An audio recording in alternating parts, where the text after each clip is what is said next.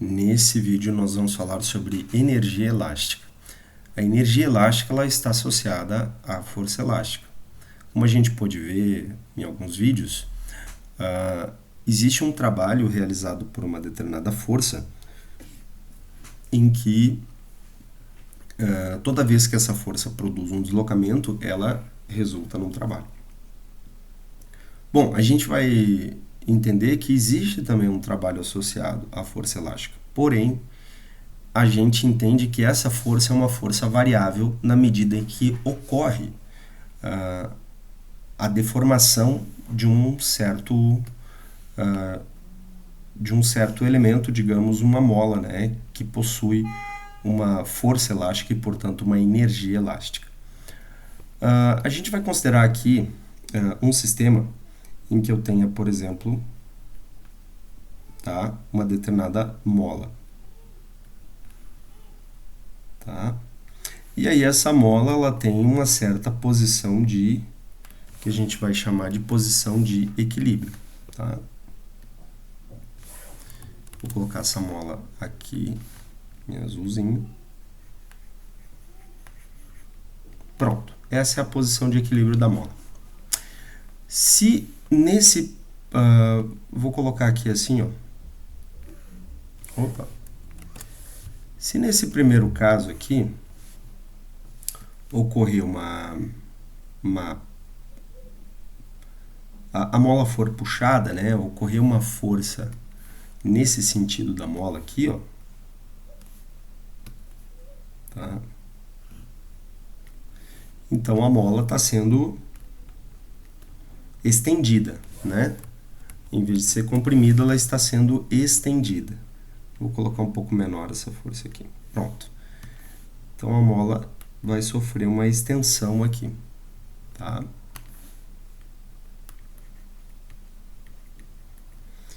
Bom, a gente vai ter que mostrar essa extensão. Esse aqui é a posição que a gente vai chamar de posição de equilíbrio da mola, né? Então vamos colocar aqui, ó, posição de equilíbrio.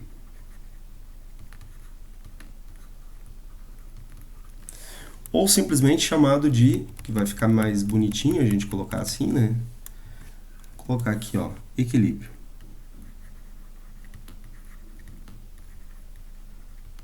Tá? Nessa posição, por que é chamado de equilíbrio?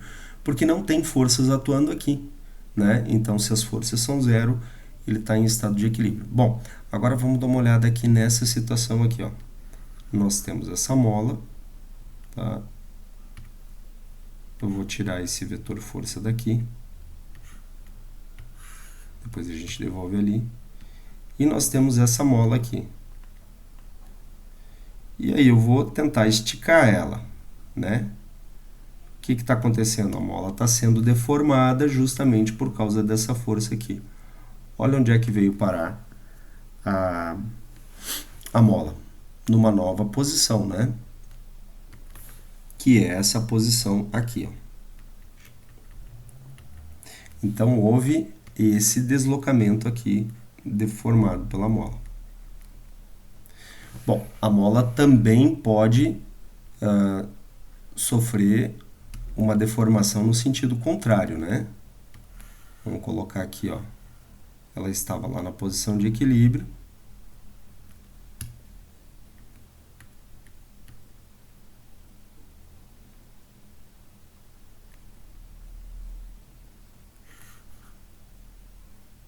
Eis que a mola está aqui.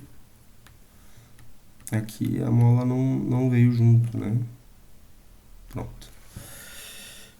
E aí aqui o que vai acontecer é que eu vou colocar uma força no sentido contrário, né? Então, eu vou comprimir a mola ao invés de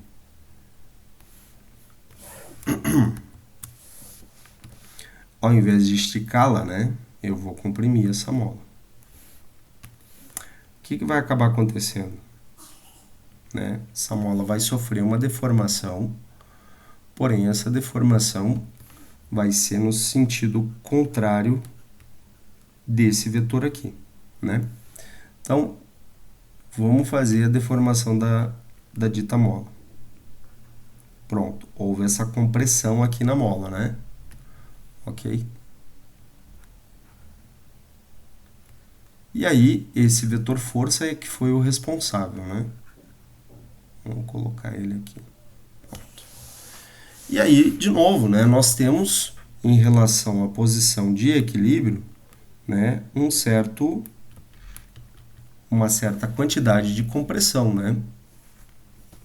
E essa compressão aqui corresponde a, se o valor da força é o mesmo, então isso aqui corresponde a menos x.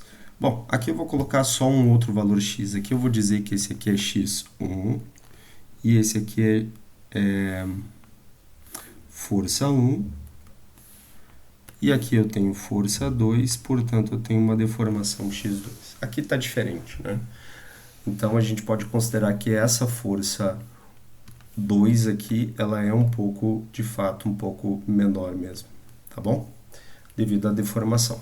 Bom, acontece que, à medida em que eu vou deformando cada vez mais, quanto maior a deformação, maior a força. Esse é o problema.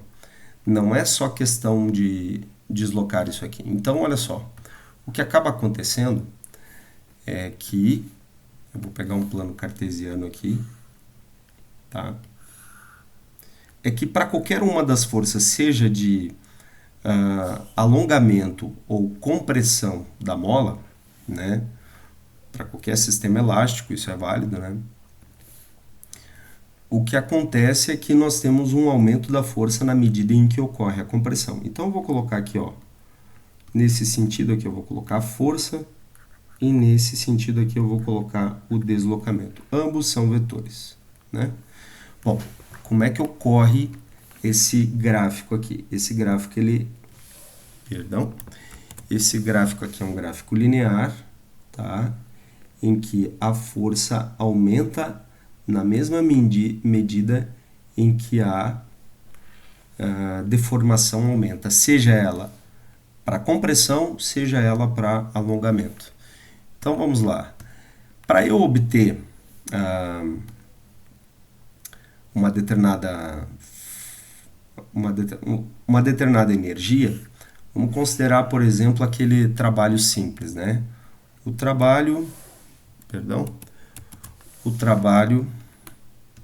é dado por força vezes deslocamento. Acontece que nesse caso aqui, né, quando a gente não está avaliando uma força elástica e sim uma força comum para um certo objeto que se desloca, por exemplo, como a gente já tinha feito algumas análises, né, eu tenho um objeto aqui numa situação 1, e aí o objeto vem parar aqui numa situação 2, e para isso ele sofre um certo deslocamento, né, vetor deslocamento, de uma posição 1 para essa correspondente posição 2, tá? Acontece que se eu aplico uma certa força aqui, que seria essa força, nesse objeto, essa força não muda. Ela vai ser a mesma nesse estágio aqui, vai ser a mesma nesse estágio aqui, eu vou chamar de 1.1, 1.2, e assim por diante. Ela vai ser a mesma força até chegar no último estágio, do primeiro estágio até o último estágio. Bom, então ela não muda. Isso significa que o gráfico dela é formado da seguinte forma, ó. Eu tenho força vezes deslocamento, e a força é preservada ao longo de todo o gráfico. Se eu fizer, vamos lá, se eu fizer força vezes deslocamento, eu vou ter nada mais, nada menos do que o gráfico dessa área aqui, ó. Entende? No meu caso, aqui, ó, não é o que acontece. Veja só que esse aqui é o trabalho realizado pela força, né? Opa, perdão. Veja que aqui o trabalho realizado pela força é esse daqui, ó.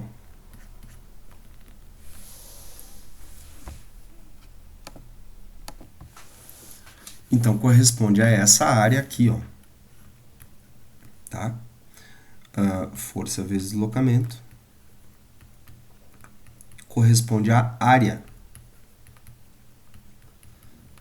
contida nesse gráfico. Portanto, o trabalho é a área do gráfico. De um gráfico força vezes deslocamento. Isso significa que aqui nós também teremos que a área do gráfico será correspondente ao trabalho. Portanto, o que nós teremos é o seguinte, ó. O gráfico dessa área aqui, tá? Que é um triângulo retângulo, ele corresponde ao nosso trabalho realizado pela força elástica. Então, vamos ver quanto que dá esse trabalho aqui realizado, tá?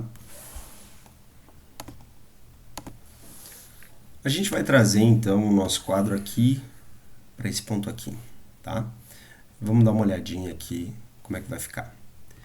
Bom, eu tenho força vezes vetor deslocamento, né? Vetor força vezes vetor deslocamento. Vamos colocar aqui assim, a notação vetorial. Bom, aí o que vai acontecer? Olha só. Eu estou dizendo que o trabalho da força elástica, né, é força vezes deslocamento. Portanto, força elástica e deslocamento, nesse caso aqui, é a deformação da mola. Até aí tudo bem, né? Força vezes deslocamento. Acontece que a força elástica, vamos colocar aqui embaixo, acontece que a força elástica, a gente vai ter que lembrar, ela é constante de mola vezes a deformação da mola. Então, ela é esse termo aqui que eu vou destacar. A gente vai substituir aqui, né? Nesse cara. Então, vamos lá. Trabalho da força elástica vai ser dado, então, por constante elástica vezes vetor deformação, de novo, vezes vetor deformação. Só que tem um porém aí. Olha só que interessante. Esse gráfico aqui, ele é um triângulo retângulo, né? Ele é a metade desse suposto quadrado ou retângulo. Aqui era um retângulo inteiro, por isso ficava força vezes deslocamento, porque eu tenho aqui força e aqui eu tenho deslocamento. Nesse caso aqui, eu tenho força variando para cada ponto. Então, isso aqui, se fosse um quadrado, seria inteiro. Como é um retângulo, eu vou ter que dividir por 2 aqui, né?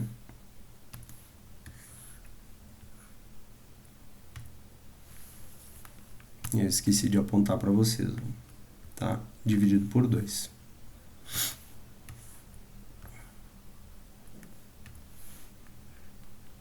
Aqui por 2, e aqui por 2 também, né? Esse aqui não é dividido por 2. Muito bem. Então, o que isso nos resulta? Nos resulta em que o trabalho é a constante elástica. Eu vou colocar o 2 dividindo só ele aqui por enquanto. E aí eu tenho o vetor ao quadrado. Ok? Bom, acontece que quando eu tenho isso daqui, a notação vetorial some, porque daí eu vou ter, por exemplo, se esse aqui é na direção j, esse também vai ser. Então, j vezes j é 1. E aí fica o quadrado. Então, isso aqui equivale a dizer que eu tenho k sobre 2, que é o produto de x ao quadrado, o módulo dele. Tá? Dessa forma, o trabalho da força elástica é kx quadrado, e aí eu não tenho mais a notação vetorial, sobre 2. Isso aqui corresponde à nossa energia elástica. De que forma?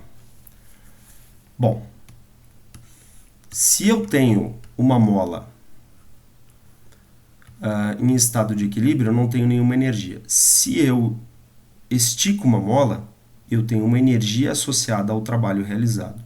Se eu comprimo uma mola, eu também tenho uma energia associada ao trabalho realizado. Então, veja só, toda vez que eu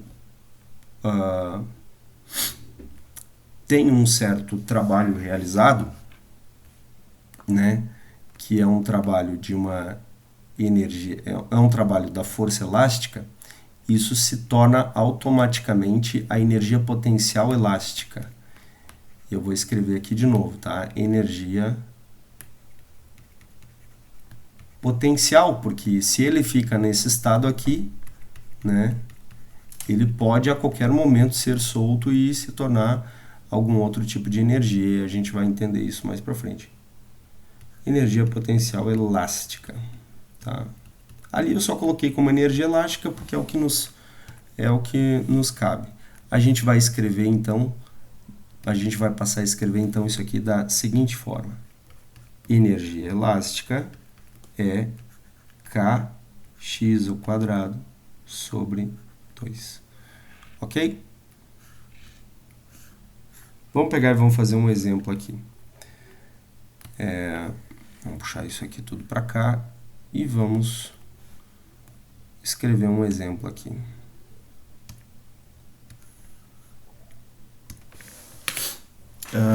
Uma mola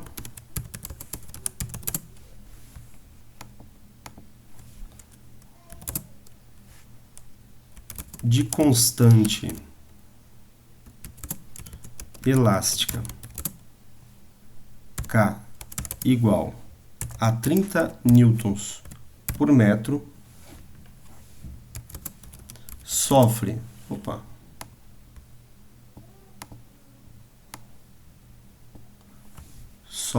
uma compressão de x igual a 60 centímetros. Eu vou colocar melhor aqui. É uma compressão de... Pode ser 60 centímetros. Não, melhor. Uma mola bem grande, tá? Compressão de 2 metros. Bom. Uma mola de, sei lá, num sistema de mecânica de portões, por exemplo, de um portão de um reservatório, né? Reservatório de água bem grande, por exemplo, né? Então, assim, uma mola de constante elástica K igual a 30 newtons por metro sofre uma compressão. Qual a energia elástica presente na mola após essa compressão? Bom, nem precisamos colocar muitas alternativas aqui, tá? É só essa aqui mesmo. Então, vamos fazer a conta aqui. Primeiro que a gente pode considerar esse sistema de mola aqui, né? Tá?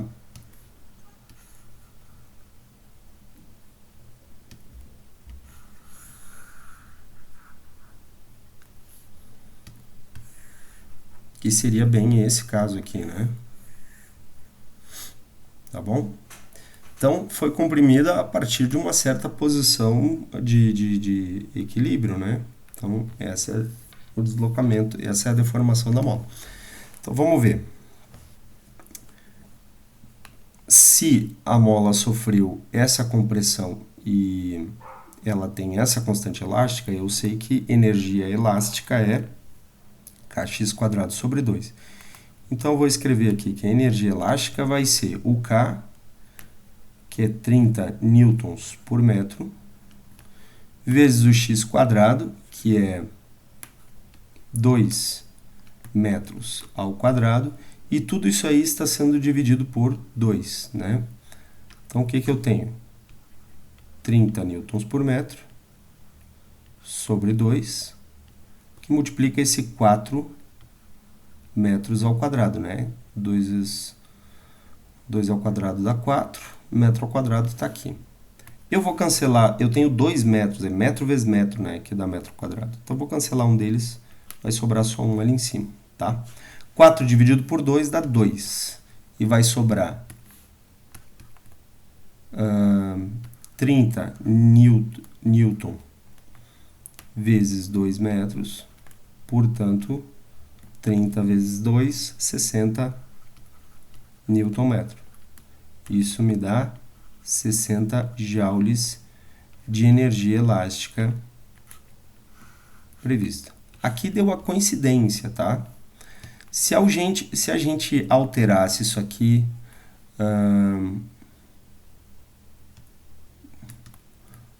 vamos estender um pouquinho, né?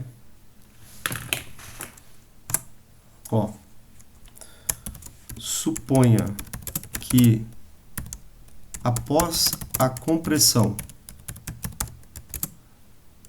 ela sofreu um esticamento de 5 metros a partir da posição de equilíbrio,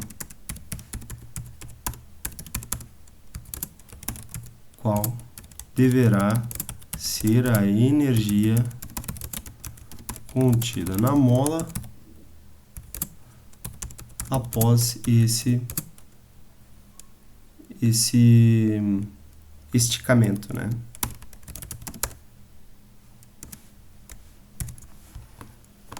Bom, então agora a gente vai ter a situação inversa disso daqui, né? Tá? Essa situação inversa vai produzir... Opa!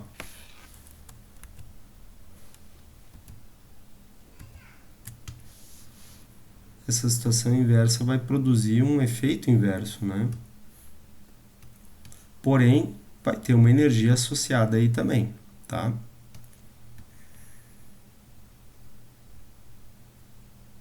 Caramba, ficou tudo uma bagunça aqui agora. Ai, ai. Eu acho que não vai ter volta mais. Não, não tem mais volta. É.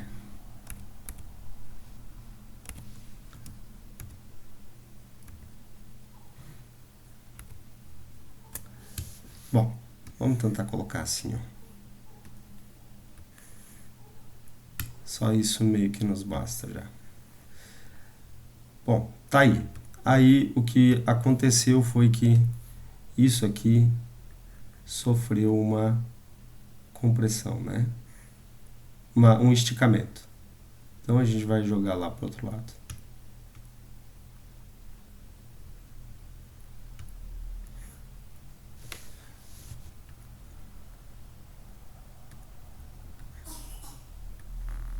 Aqui, sofreu esse esticamento aqui. E isso aqui eu tenho que apagar. Aliás, esse aqui era a posição de equilíbrio, né? E esse aqui é a nova posição.